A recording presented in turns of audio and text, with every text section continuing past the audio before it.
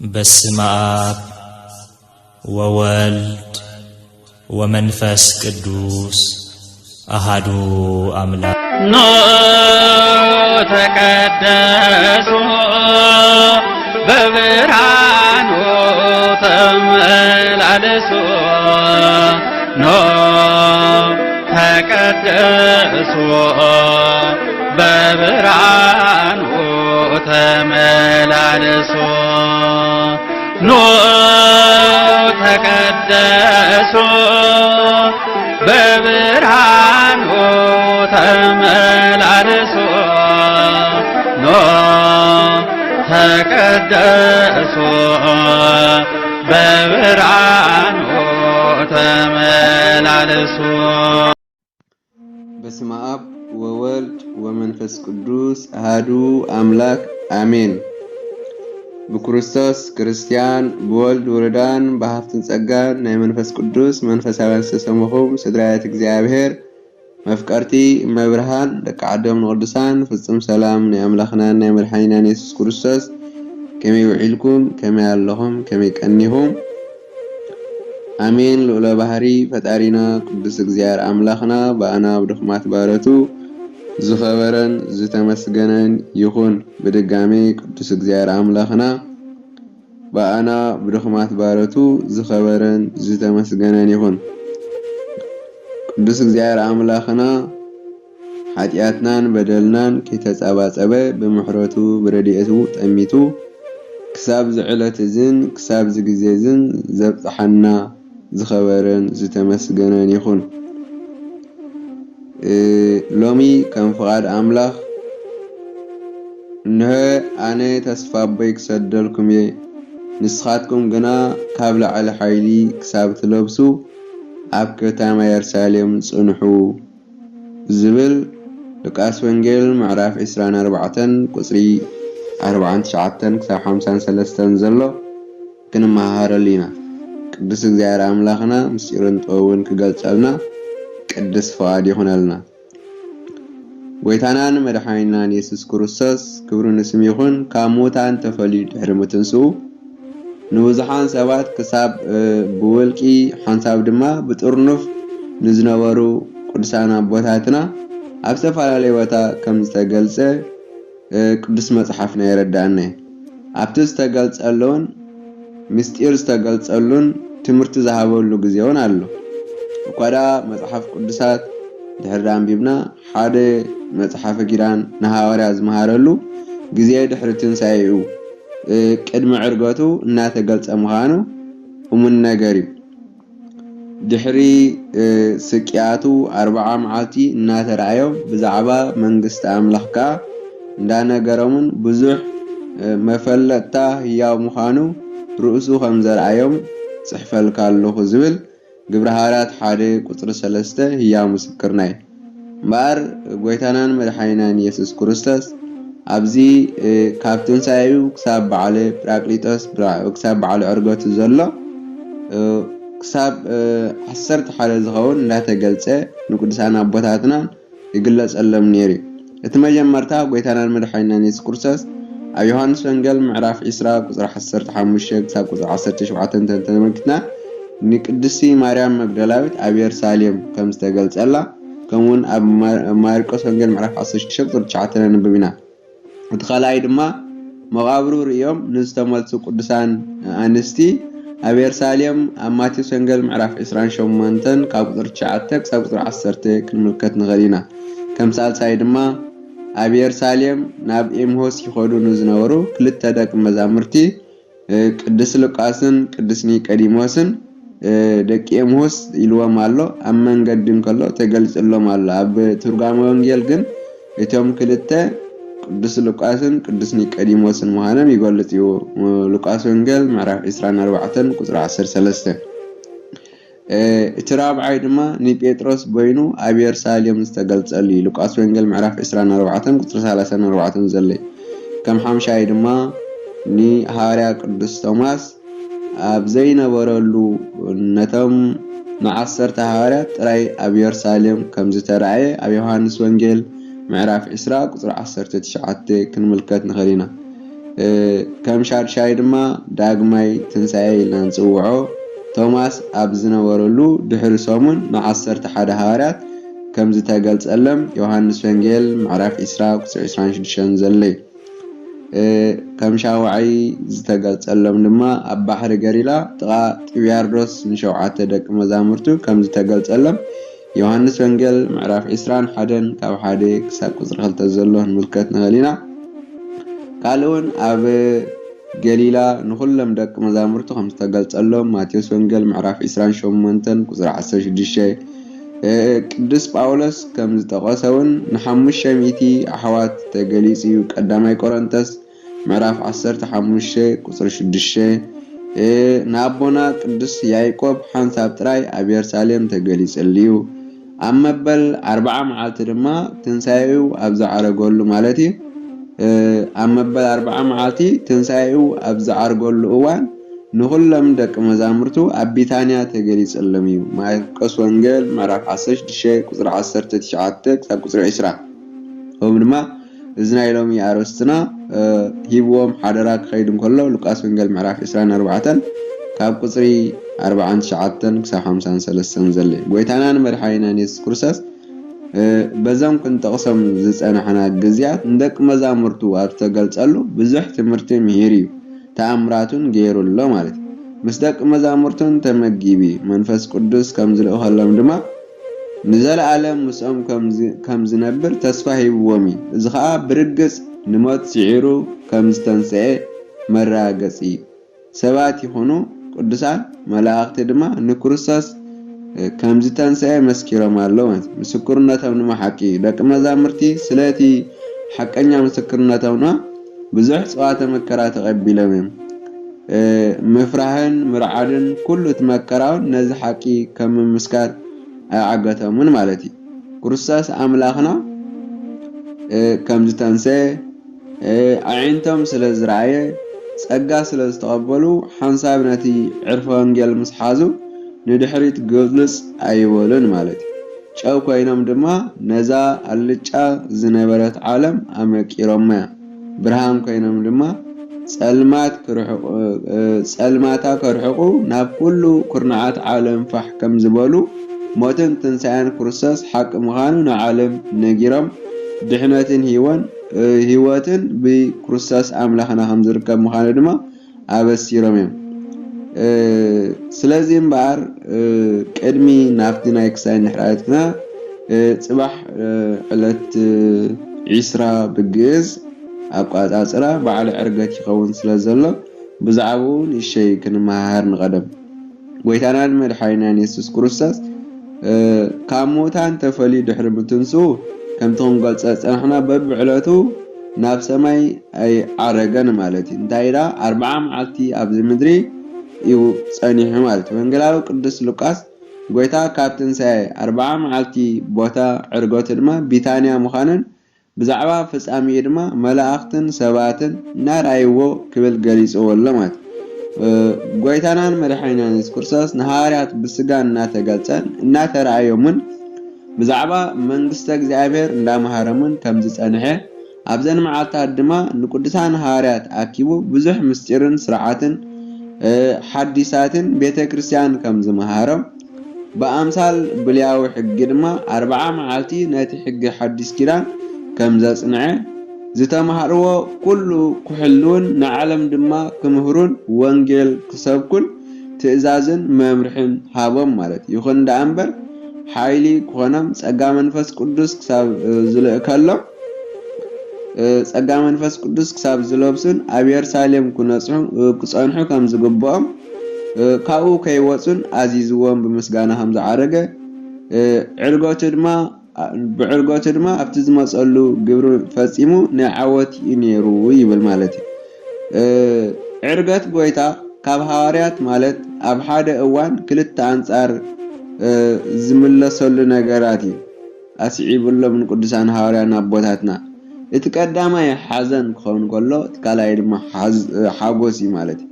ፍቕሪ ዝነበረ ሓደ ብፍቕሪ ዝነበረ ሰብ እሞ እቲ ዘፍቅሮ ክፍለዮም ከሎ ክሳብ ክንደይ ዝኣክል ሓዘን ከም ዝስምዖ ንኹላትና ርዱእ ኮይኑ ይስምዓኒ።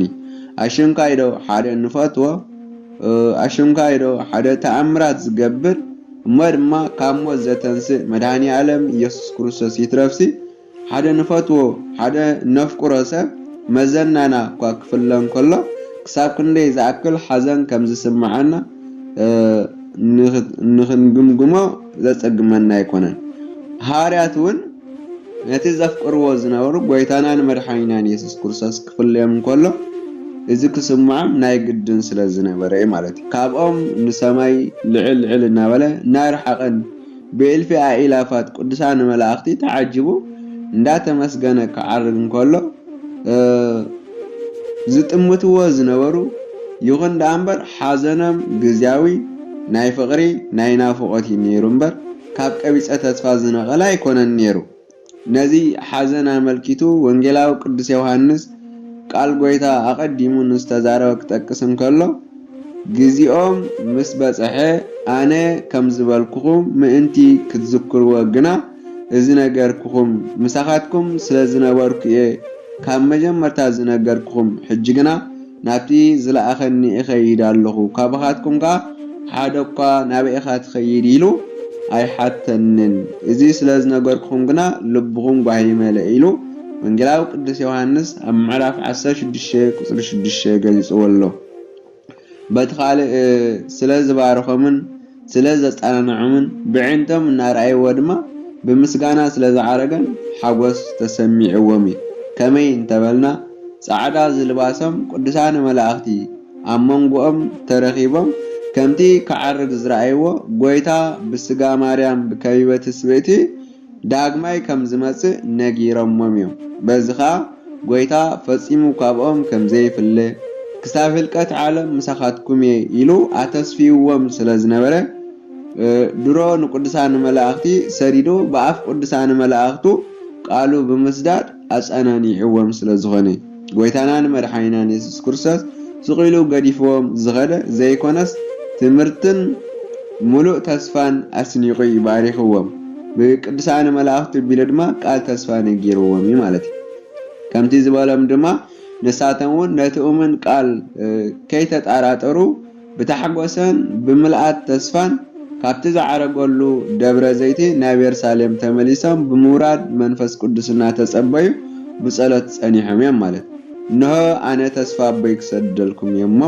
ንስኻትኩም ግና ካብ ላዕሊ ሓይሊ ክሳብ ትለብሱ ካብ ከተማ ኢየሩሳሌም ጽንሑ በሎም ይዝብል አርእስትና ስለዚህ ንወጻኢ ድማ ክሳብ ቢታንያ ወሰደም ኢዶ አልዒሉን ባረኾም ኮነ ድማ ክባረኾም ከሎ ካብኣታቶም ተፈልየ ናብ ሰማይውን ዓረገ ንሳቶም ከኣክሰግድሉ ብብዙሕ ሓጎስውን ናብ ኢየሩሳሌም ተመለሱ ንኣምላኽ እናወደሱ እንዳመስገኑን ከኣ ኩሉ ሰዓት ኣብ ቤተ መቅደስ ይነብሩ ነበሩ ኢሉ ወንጌላዊ ቅዱስ ሉቃስ ኣብ ምዕራፍ 24 كاب 50 كساب 53 أسفير والله قويتانا ملحينان يسوس كروسوس ني هارات حاغوس هارات قنا نقوزيو سلازي بارخمن برخاتو سلازي هاومن تراي يكونن نيرو باتيستوهابهم سلطانة كنتن بزرخبو برخاتن نساتون نابارخو أبلعلي كالوت برخات نحضرو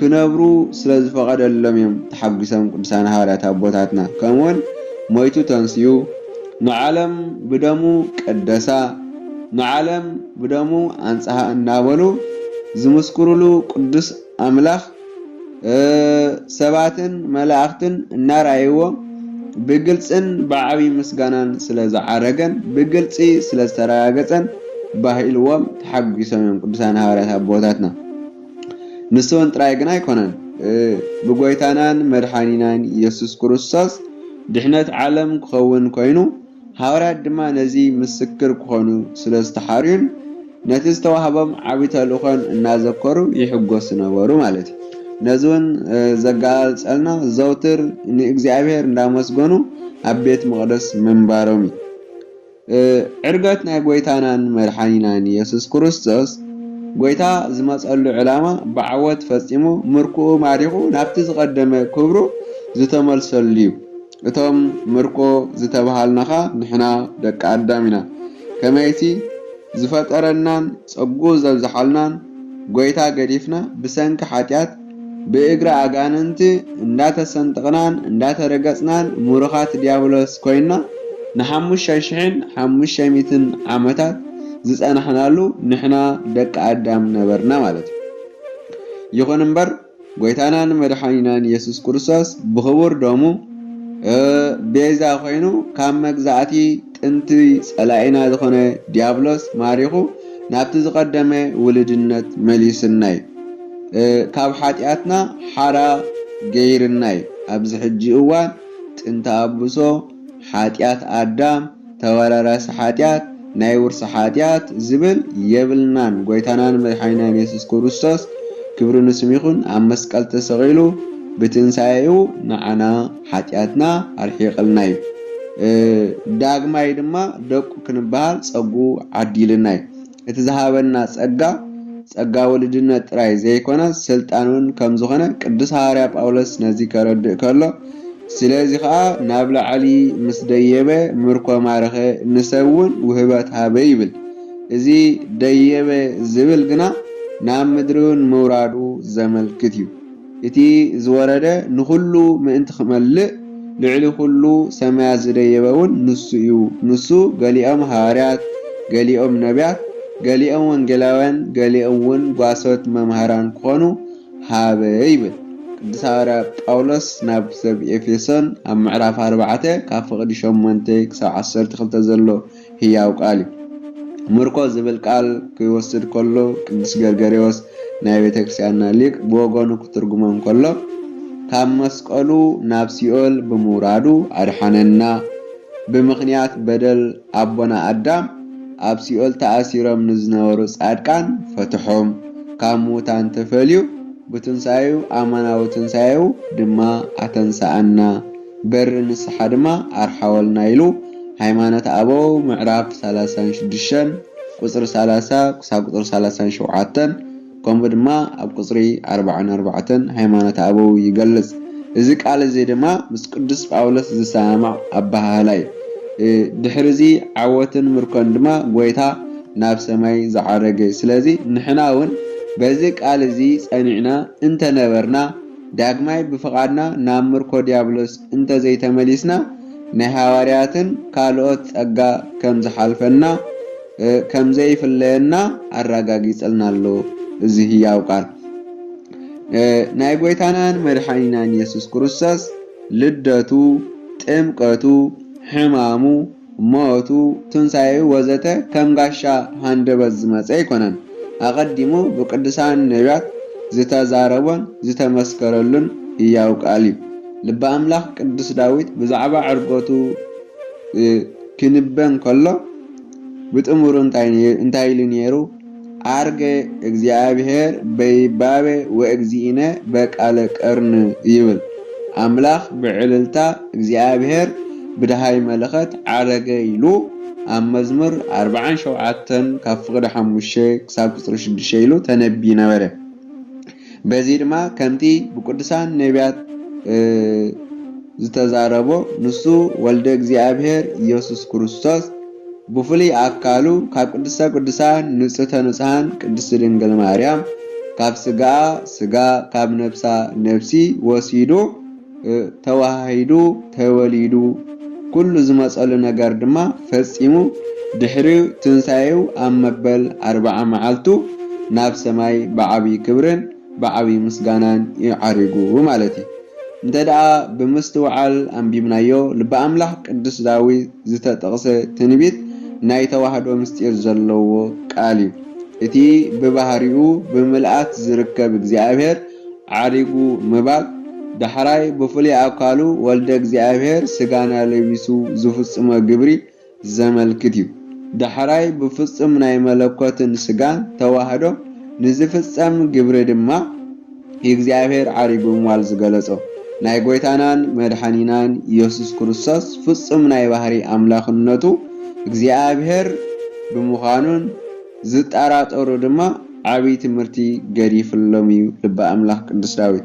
ቅዱስ ሐዋርያ ጳውሎስ ድማ ነዚ መሰኻክር ክኾኑ ዝተሓርዩ ስለ ዝኾኑ ቅዱሳን ኣቦታትና ሐዋርያት ነዚ መሰኻክር ስለ ዝኾኑ ድማ ከምቲ ዝበሎም ኣብ ሙሉእ ዓለም ተዘርጊሖም ነዛ ጸልሚታ ዝነበረት ዓለም ብርሃን ኮንዋን ጨው ኮይኖም ድማ ኣመቀረዋን ማለት እዩ።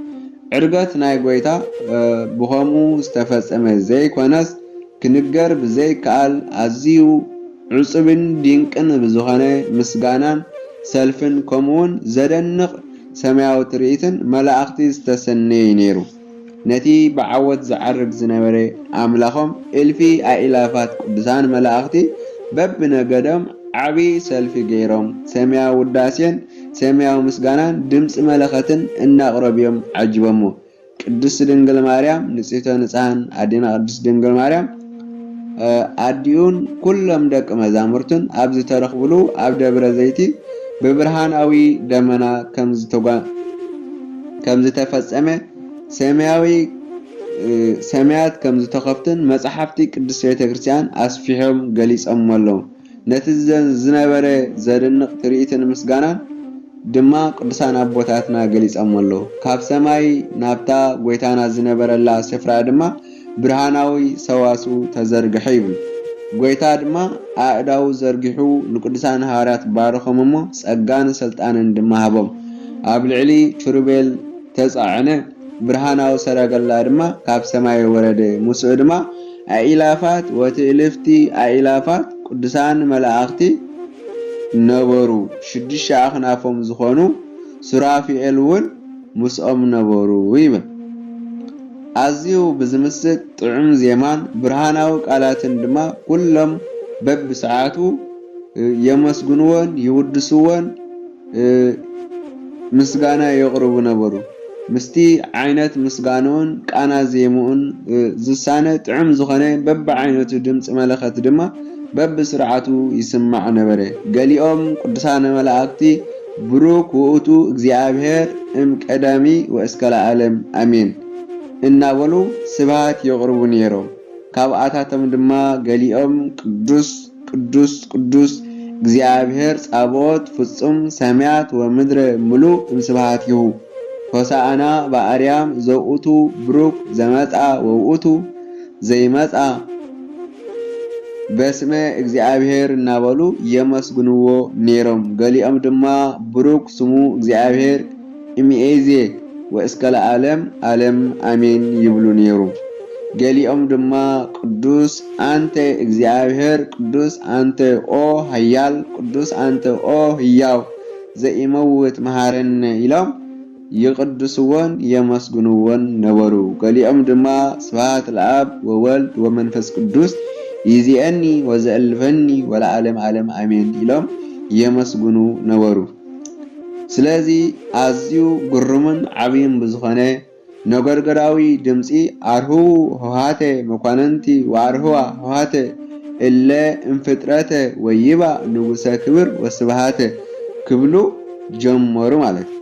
ካልኦት እውን ብርሃናዊ መንጠላዊት ዝነበሩ ማሕበረ ልዑላን ድማ መኑ ውእቱ ዘእንተ ንጉስ መኑ ውእቱ ዘንቱ ንጉሰ ክብር ወስብሃት ኢሎም ሓተቱ። እቶም ዝቀደሙ ድማ ዘንቱ ውእቱ እግዚአብሔር ኃያል ወጽኑዕ ክብሉ መለስሎም ማለት እዩ። ድሕሪ እዚ ቃላተ መኳንንቲ ወስልጣናት ሓያላት ተሰምዐሞ ከምዚ ድማ በሉ አርሁ ሆሃተ መኳንንቲ ወአርህዋ ሆሃተ እለ እንፍጥረት ወይባ ንጉሰ ክብር ወስብሃት። እንደገና ድማ ካብ መናብርትን ኣጋእዝትን ካልእ ድምፂ ተሰምዐሞ ከምዚ ድማ በሉ መኑ ውእቱ ዘእንቱ ንጉስ ክብር ወስብሃት። እቶም ካልኦት ድማ ወገን ከምዚ ኢሎም መለስሎም ዘእንቱ ውእቱ ንጉሰ ክብር ዓብየ እስከ ለዓለም ዓለም። ካልኦት እውን ኣዝዩ ንልቢ ብዝሰልብን ብዝምስጥን ዜማ የመስግንዎ ከም ዝነበሩ ብርሃናዊ ትርኢት ጥዑም ጨና ዕጣን ካብ ዝሓዝዎ ሙዳያት ይወፅእ ከም ዝነበረ ገሊኦም ድማ ብኣኽናፎም ገለ ደስ ዘብል ሰልፍን ድምፂ ምስጋናን የስምዑ ከም ዝነበሩ ቅድስተ ቅዱሳን ድንግል ማርያም ድማ ኣብቲ ንዓዓ ተባሂሉ ዝተተኽለ ብርሃናዊ ድባብ ድኳን ነበረት እሞ ንሃዋርያት ድሕሪ ምዝራቡ ድማ ናብኣ ከይዱ ኣዛረባ ማለት እዩ። ምድሪ ድማ አንቀጥቀጠት ኩሎም ድማ ሰገድሉ እሞ ጎይታናን መድሓኒናን ኢየሱስ ክርስቶስ ኣብቲ ዝተዳለወሉ ሰማያዊ ሰረገላ ኪሩቤል ደየበ ብሊቃነ መላእክቲ ቅዱስ ሚካኤልን ቅዱስ ገብርኤልን ዝምርሑ እልፊ አእላፋት ሰራዊተ ሰማይ ብኩሉ ማእዝናት በብ መልክዖምን በብ ነገረቶምን بسرعة لبسام قيمام بقال قرنن يمسغنون نيرم ابز علت زي زترعي سلفي سماويان سراويت مسغانهم سبك غلصو زيكل نخبري اتي فقر سبات اگديدو سب زخنه سلا دحنت عالم دما زموتن زتنسن زعرگن فتاري فطرتات غويتانان مدحنينان يسوع كريستوس زقربي نيرو እግዚአብሔር ዝገለጸሉ ልበ አምላክ ቅዱስ ዳዊት ድማ ስለዚሁ ድማ አርገ እግዚአብሔር በይባቤ ወእግዚእነ በቃለ ቀርን አምላክ በዕልልታ እግዚአብሔር ብዳሃይ መለኸት አረገ ክብል ዝጽሐፈልና ናፍቲ አረስትና እንድሕር ተመሊስና ንበሩ ሃገረ ኢየሩሳሌም ይዝብል ኣብ ኢየሩሳሌም ጽንሑ ጎይታናን መድሓኒናን ኢየሱስ ክርስቶስ ድሕሪ ትንሣኤው ንቅዱሳን ሐዋርያቱ ከምቲ ዝገለጽናዮ 40 መዓልቲ ድሕሪ ምምሃሩን ኣብ ደብረ ዘይቲ ብዘደንቕ ይባቤ መላእክቲ እንዳተመስገነ ቅድመ ምዕራጉን ንሐዋርያት ካብቲ ዝተዛረቦም ሓደ ከምቲ ዝተምሃርናዮ አንትሙሰ ነበሩ ሃገረ ኢየሩሳሌም እስከትለብሱ ሃይለ ማርያም ይዝብል ንስኻትኩም ግና ካብ ላዕሊ ሓይሊ ክሳብ ትለብሱ ኣብ ከተማ ኢየሩሳሌም ጽንሑ ይዝብለና ኢየሩሳሌም ማለት ናይ ሰላም ከተማ ማለት እዩ ጥንታዊ ስማ ድማ ካብ ሳሌም ዝበሃል ከም ዝነበረ ኣብ ኦሪት ዘፍጥረት 14:18 ከነንብብ ንኽእል ኢና እዚኣ ቅድስቲ ከተማ እዚኣ ብዝተፈለየ ስሙን እትጽዋዕ ነይራ ማለት እዩ ካልኣይ ዜና መዋዕል ምዕራፍ 27 ቁጽሪ 3 ድሕሪ ንግስነት ልበ አምላክ ቅዱስ ዳዊት ግና ኢየሩሳሌም ዝምል ስማ ጸኒዑ ይርከባሎ ማለት እዩ ቅድስቲ ከተማ ኢየሩሳሌም ኣብ ታሪኽን ንነዊሕ ዘመናት አስራውያን ባቢሎናውያን ብዝኣመሰሉ ባዕዳውያን ወረርቲ ዕንወት ርእያን ኣጓኒፍዋን እዩ ቅዱስ ልበ አምላክ ዳዊት ብትንቢት ርእዩ ዝዘመረላ መዝሙር ምዝካሩ ጽቡቕ ኣብነት ክኾነና ይኽእል መዝሙር ዳዊት መዝሙር 37 እስራኤላውያን ንዋና ከተማኦም ኢየሩሳሌም ብፍሉይ ፍቕሪ ነይርዎም ኣለዎምን ማለት እዩ መካብያታት ነዲቆም ደገታት አጽኒዖም ላዮም ጽኑዕ ዕርድታት ዓሪዶም ካብ ጸላእቲ ካላኸሉላ ከም ዝነበርኻ ይፍለጥ እዩ ስለዚኻ ጽዮን ትርጉሙ ድማ እምባ መጸግዒ ከውሊ እናበሉ ይጽውዕዋ ነበሩ ማለት እዩ ጎይታናን መድሓኒናን ኢየሱስ ክርስቶስ ክብሩ ንስሙ ይኹን እምበር ሓይሊ ካብ ሰማያት ክሳብ ዝሰደሎም ንቅዱሳን ሐዋርያቱ ካብዚ ከተማ ከይወጽዩ አጠንቂቕዎም አቀዲሙን ክልተ ካብ ደቂ መዛሙርቱ ብስቕለቱን ብሞቱን እናሓዘኑ ካብ ኢየሩሳሌም ወጽዮም ናብ ኤምሁስ የቕንዑን ዝነበሩ ከም ዝተገልጸሎም አቀዲምና ሪእናዮም ነርና ኣብ መንጎኦም ተረኺቡ ድማ ብሻቆለቶም ውን ኣወጊሉ ብእምነት ናብ ኢየሩሳሌም ከም ዝምለሱ ገይርዎም ከምኡኻ ንቅዱሳን ሐዋርያት ሓይልን ጽንዓትን ንዝህቦም መንፈስ ቅዱስ ከይተቐበሉ ካብ ኢየሩሳሌም ከይወጹ ነጊርዎም ምኽንያቱ ኢየሩሳሌም ትንቢተ ነቢያት ዝተነግረላ ምሳሌውን ዝተመሰለላ ወንጌል ዝተሰብከላ ዝተቀደሰት መስዋዕቲ ዝቀርበላ ማህደረ እግዚአብሔር ዝኾነት ቤት መቅደሱ ይትርከበላ ቅድስት ስፍራ እያ ማለት ሓደውን ጎይታናን መድሓኒናን ኢየሱስ ክርስቶስ ቅዱስ ስጉ ቀሪሱ ክብር ደሙ አሲሱ ንዓለም ዝሃበላ ክብርቲ ትንሣኤ ዝተገልጸላ መካነ ድሕነት እያ ማለት ንርእሱን ካብ ኢየሩሳሌም ወጻይ ክስቀል ከም ዘይኮነውን ገሊጽ ነይሩ ኣብ ሉቃስ ወንጌል ምዕራፍ 13 ቁጽሪ 33 ወበኢየሩሳሌም እስመ ሃገሩ የእቲ ለንጉሥ አቢ ተባሂሉ ንዓቢ ንጉሥ ናይ ወልደ እግዚአብሔር ከተማ ሃገር አምልኾያ እሞ ኣብ ኢየሩሳሌም ኮነ ፈጺምኩም ኣይትምሓሉ ተባሂሉ ዝተነግረላ ቅድስት ከተማ እግዚአብሔር ያ ማለት ሐዋርያቱን ከምቲ ዝተኣዘዝዎ ብመጠንቀቕታ ጎይታ ኣኽቢሮም ብሓደ ልብን ብሓደ ሓሳብን እናጸለዩ ኣብ ኢየሩሳሌም ጸኒሖም ማለት እዩ ቃል ጎይታ ኣኽቢርካ ኣብ የሩሳሌም ምጽናሕ ክሳብ ክንደይ ሰናይን ክንደይን ጥዑምን ምዃነ ድማ ካብዚ ሃይለ ቃል ክንምልከት ንኽእል ኢና። እተዛረቦ ዘይተርፍ ቅዱስ ኣምላኽና እግዚኣብሔር ድማ ከምቲ ቃሉ ድሕሪ ዕርገቱ ኣብ መበል 10 መዓልቲ ነቲ መጻነንዒ ዝኾነ መንፈስ ቅዱስ ልኢኹሎም እዩ ማለት ሃብቲ ሰማያዊ ፍልጠት ሰማያዊ ተዓዲሎም እዩ ማለት 71 ቋንቋታት ዓለም ተገሊጸሎም ፈራህቲ ዝነበሩ ተባዓት ኮይኖም ጥርጥርን ክሕደትን ካብ ልቦም ጠፊኢሎም ክሳዶም ንሰይፊ ሰብነቶም ንሓዊ ክሳብ መሃውን ጽኑዓት ኮይኖም እዮም ማለት ከምቲ ዝበሎም ድማ ሁሩ ወመሃሩ ብዝተባሃልዎ ትእዛዝ ጎይታ ናብ ኩሉ ዓለም እናተዛወሩ ነቲ መራር ዝኾነት ዓለም ጨው ኮይኖም ኣመቀርዋ እዮም ማለት ጥዋፍ ኮይኖም ድማ ነቲ ጸላም ኣርሒቆም ኣብሪሆም እዮም ማለት ብርሃን ኮይኖም ድማ ኣብ ቅድሚ ኩሉ ዓለም ኣብሪሆም እዮም ማለት እዩ እምበር ቅዱሳን ሃዋርያት ንኸምዚ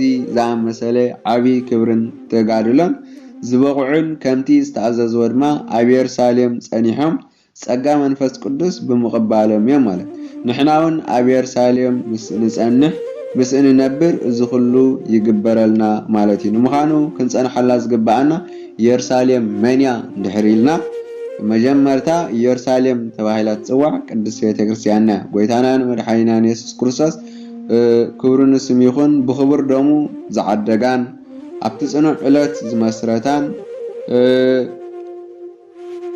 ቅዱስ ስጉኡን ክቡር ደሙን ክፍትፈተላ ዝመረፃ ስፍራ ቅድስቲ ቤተክርስቲያን እያ ማቴዎስ ወንጌል ምዕራፍ 16 ቁጥሪ 18 እዚ ክበሃል ከሎ ግና እግዚአብሔር ዘይርከበሉ ስፍራ ዘሎ ኮይኑ ዘይኮነሲ ካብቲ ስጋው ግብሪ ዝረሓቐን ንጹህ ኣምልኾ ጥራይ ዝፍጸመሉ ቅዱስ ስፍራ ስለ ዝመረፀን ስለ ዝመርፅን እዩ ማለት ሕጂ ከዓ ኣብዛ ቤት እዚኣ ዝጽለ ጸሎት ኣዒንተይ ክኽፈታ ኣእዛነይ ውንፂን ክብላየን ሕጂ ድማ ነዛ ቤት እዚኣ ስመይ ንዘለዓለም ኣብኣ ክኸውን ኣዒንተይን ልበይን ከዓ ኩሉ ግዜ ኣብኣ ኩኸናእየን ሓርያን ቀዲሰያን ኣለኹ ከም ዝበለ ኣብ ቀዳማይ ዜና መዋዕል ኣብ ካልኣይ ዜና መዋዕል ምዕራፍ 7 ካብ ቁጽሪ 15-16 ከምኡ ድማ ኣብ ማእከልኩም ምእንቲ ክነብር ድማ መቕደስ ግበሩ ለይሉ ዝኣዘዘ ባዕሉ እግዚአብሔር ኣምላኽ እዩ ማለት እዩ ኦሪት ዘጸአት ምዕራፍ 25 ቁጽሪ 8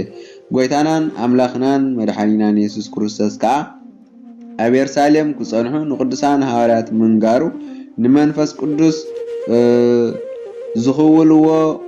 ዝኽወልዎ እሞ ካብኡ እንተወፂኦምሲ ሲኢንዎም ዝምለስ ኮይኑ ኣይኮነን ነቲ ዝተቐደሰ ነገር ኣብቲ ዝተቐደሰ ስፍራ ንምርካብ ዝግባእ ስለ ዝኾነ እዩ ንቅዱሳን ሃዋርያት ኣብ የሩሳሌም ጽንሑ ክብል ዝመሃሮ ማለት ስለዚህ እምበር ከም ካልኣይ ድማ የሩሳሌም ዝተባህለት ሰብነት ክርስቲያን ቤተ ክርስቲያን ይባሃል ስለ ዝኾነ ቅዱስ ሃዋርያ ጳውሎስ ቤተ መቅደስ ኣምላኽ ምዃንኩምን መንፈስ ኣምላኽ ኣብኻትኩም ሓዲሩ ምህላው እንዶ ኣይትፈልጥን ኢኹም ሓደ እኳ ነታ ቤት መቅደስ ኣምላኽ እንተኣማሰነ ኣምላኽ ከማሱነ ቤት መቅደስ ኣምላኽ ቅድስት እያ እዛ ቤት መቅደስ እዚኣ እውን ንስኻትኩም ኢኹም ይብል ቀዳማይ ቆሮንቶስ ምዕራፍ 3 ካብ ፈቅዲ 16 ክሳብ 17 ከምኡ ድማ ቀዳማይ ቆሮንቶስ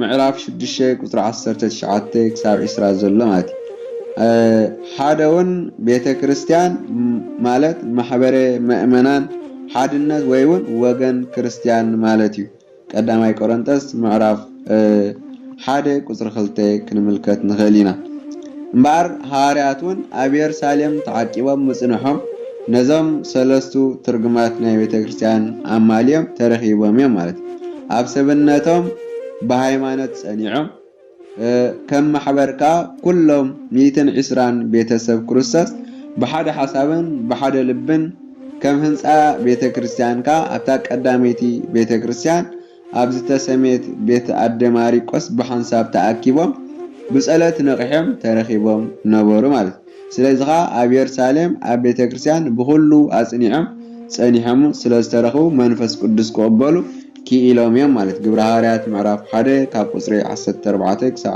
15 ሎሞን ኣብዛ ኣጸደ ቤተ ክርስቲያን ብሃይማኖትን ብሰናይ ግብርን ጸኒዖም ዝርከቡ ምኽሪ ዲያብሎስን ፍቓድ ዓለምን መከራ ስጋን ከየሰንፎም ብሃይማኖት ዝነብሩ ኩሎም ከም ሐዋርያት ጸጉ ከም ዝሰደሎም ዝተኣመነ ነገር እዩ። ስለዚ ከምቲ ቅዱስ ልበ ኣምላኽ ዳዊት ኣብ ቤተ እግዚአብሔር ምንባር ክንመርጽ ይግባአና እዩ። መዝሙር 84 ቁጽሪ 10 ክሳብ መወዳእታ ዝዕጎስኻ ኣብ ምድሪ ሰማያዊ ጸጋ ኣብ ሰማይ ከዓ ናይ ክብሪ ኣኽሊል ይረኽቡ ስለ ዝኾነ ንሕና ድማ ናይ ክብሪ ኣኽሊል ክንቅበል ህይወት ክንረክብ ኣብታ እግዚአብሔር ኣሚንና ኣብ ቤቱ ክንነብር ይግባአና።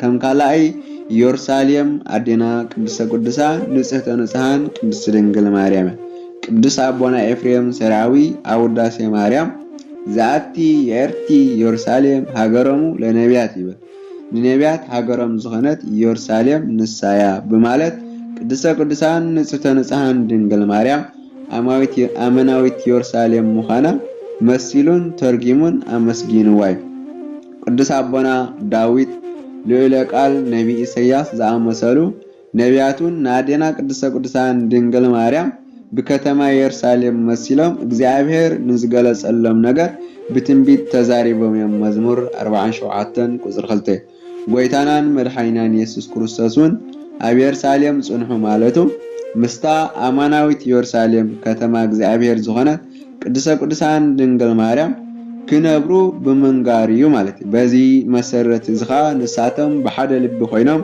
ኣብዚ ጽሊሉ ዝነበረ እዋን ንወላዲት አምላክ ቅድስተ ቅዱሳን ድንግል ማርያም ንእመ ብርሃን ከም ታቦት ኣብ ማእከሎም በመግባር ዮም ማለት እዩ።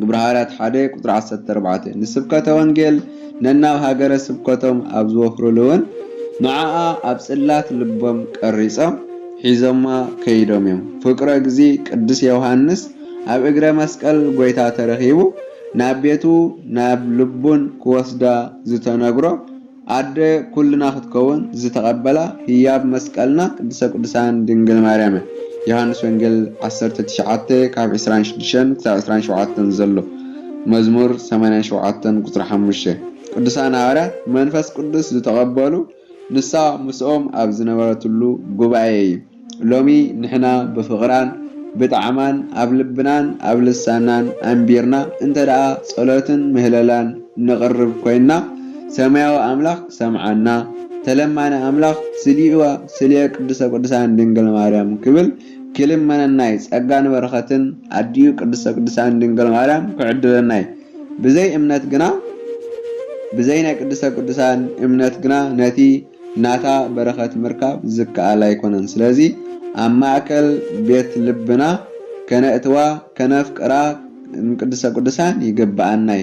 ከም ሳልሳይ ኢየሩሳሌም ማለት መንግስተ ሰማያት እያ። ደቂ ሰባት ድሕሪ ትንሣኤ ዘጉባኤ በአካለ ነፍሲ እንክነብሩላ ዝተዳለወትሎም ስፍራ መንግስተ ሰማያት ሰማያዊት ኢየሩሳሌም እያ። ማቴዎስ ወንጌል ምዕራፍ 5 ካብ 1 ክሳብ 12 ዘሎ ክንምልከት ንኽእልና ቅዱሳን ዝጋብኡሉ ዘለዓለማዊ ስፍራ ከዓ እያ ማለት እዩ። ራእይ ዮሐንስ ምዕራፍ 3 ቁጥር 12 እምበር ሐዋርያቱን ኣብ ኢየሩሳሌም ጽንሑ ምባሎም ብእምነትን ብምግባርን ጸኒዖም ደቂ መንግስተ ሰማያት ክኾኑ ምእንቲ ኣብ መንጎኦም ከምቲ ናቶም ተሓርዩ ስም ሐዋርያት ጸይሩን ዝነበረ ይሁዳ ኣስቆርታዊ ብኽፉእ ግብሩ ካብ መንግስተ ሰማያት ርሒቑ እሞ ንሳቶም ግና ኣብ ኢየሩሳሌም ብምጽናሕ ወረስቲ ዘተስፈዎም መንግስቲ ንክኾኑ ዝተነግረ ቃል እዩ ማለት እዩ። ንሳቶም በሃይማኖት ጸኒዖም ቃል ኣኽቢሮም ኣብ ሙሉእ ዓለም ስለ ዝተጋደሉ ንዝተዳለወሎም መንግስቲ ክወርሱ በቂዖም እዮም። ቅዱስ ጳውሎስ እውን ናይ ጢሞቴዎስ ወዱ ኣብ በቲ ዘጸናንዕ ቃላት ክዛረቦም ከሎ ከምኡ ኢልዎ ነይሩ። እንታይ ኢልዎ ነይሩ? ሰናይ ገድሊ ተጋዲለ እቲ ጉያዩ ወዲኤ ነቲ እምነት ሓልየ ደጊምሲ ጎይታይ ንሱ እቲ ጻድቕ ፈራዲ በታ መዓልቲ እቲኣ ዝህበና ኣኽሊል ጽድቂ ተነቢርለይ ኣሎ። እዚ ግና ነቶም ብጉህዱ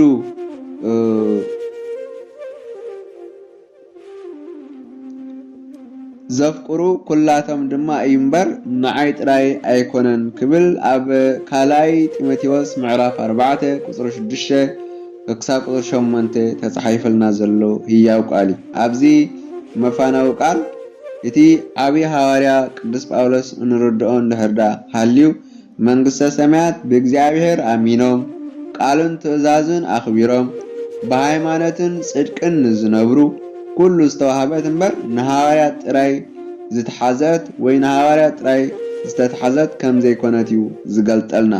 ጎይታውን ካብ ሰማይ ሰማያት ወሪዱ ፍጹም ሰብ ኮይኑ ተሰቂሉን ሞይቱን ካብ ባርነት ሲኦል ካብ መግዛእቲ ዲያብሎስ ሓር አውፂኡና ውልድነት ዝሃበና ወረስቲ መንግስተ ሰማያት ክንከውን ምእንቲ እዩ።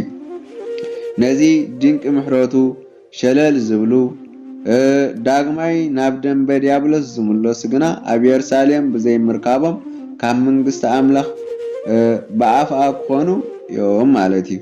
ሉቃስ ወንጌል ምዕራፍ 16 ቁጥሪ 23 ማቴዎስ 25 ቁጥሪ 41 እምበር ጎይታና ድሕሪ ትንሣኤው ኣብ መንጎ ሐዋርያት እናተረኽበ ኣዝዩ ብዙሕን ዓሚቕን ትምህርቲ ዝመሃረሉን ድሕሪ ዕርገቱን ጸጋ መንፈስ ቅዱስ ንሐዋርያት ዝለኣኸሉን ንቅድስቲ ቤተ ክርስቲያን ዘጽንዓሉን እዋን ማለት እዩ። ድሕሪ ትንሣኤው ዘለዎ 40 መዓልታት ኣብ ቅድስቲ ቤተ ክርስቲያንና ናይ ሓጎስ ናይ ፍቕሪ ናይ ሰላም መዓልታት ይኹን እምበር ብዙሓን ኣብዚ ክንርድኦ ዝግባአና ነገር ኣሎ። ካብ ጾም ስጋ ሓራ ስለ ዝኾንና እዋን ብስጋዊ ሓጎስ ጥራይ ክንቕርቦን ክንሓልፎን ኣይግባአናን። ከምቲ ኣብቲ እዋን ዓብይ ጾም ዝነበርናዮ ኣብ መንፈሳዊ ኣብ ቅድስቲ ቤተ ክርስቲያን እናተረኸብና ንፍጽሞ ዝነበርና መንፈሳዊ ተጋድሎን መንፈሳዊ ተግባርን ክንነብሮ እዩ ዝግባአና። ክንተግህን ክንሕልወን ኢና ዝግባአና። እንተኾነ ግና ኣይንሕልወን ኣለና፣ ካብኡ ወዲቕና ኣለና።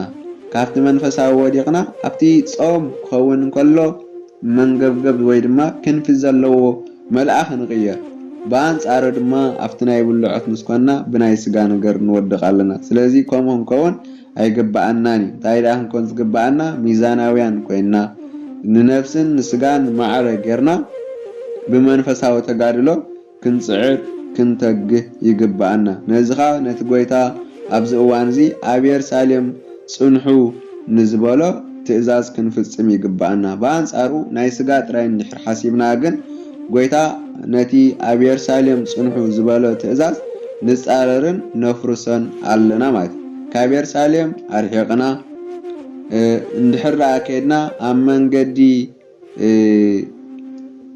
ዝጻባአና እንድሕር ኣሎ ዲያብሎስ እዩ። ዲያብሎስ ከም ዝጓዝማ አንበሳ ኮይኑ ዓለም ምስ መፈንጠሪያን ስጋውን ምስ ትምኒትን ፈቃድን ክውሕጠና ከጥፋአና ይውን ማለት እዩ። ስለዚ ካብ ቁርባንን ከርሕቀና ካብ ንስሓውን ከርሕቀና።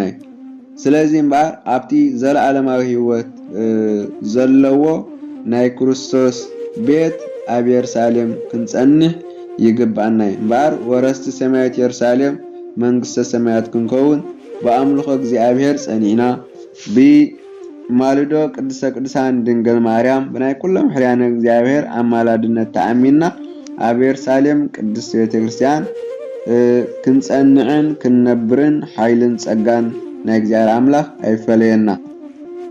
አንትሙሰ ነበሩ ሃገረ ኢየሩሳሌም እስከ ትለብሱ ኃይለ ማርያም ንስኻትኩም ግና ካብ ላዕሊ ኃይሊ ክሳብ ትለብሱ ኣብ ከተማ ኢየሩሳሌም ጽንሑ ይዝብል ዝተማሃርናዮ ኣብ ጽላት ልቦናና ይጽሓፈልና።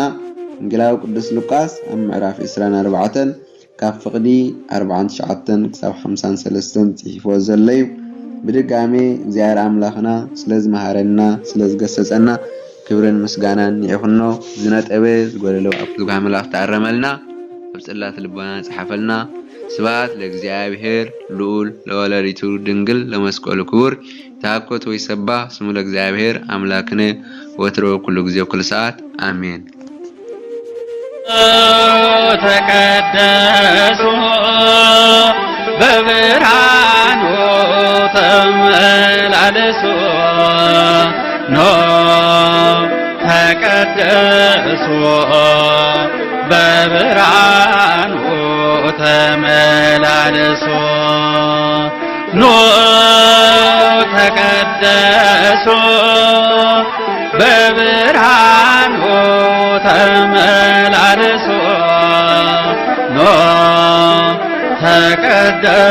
ተመላለሱ በብርሃኑ ተመላለሱ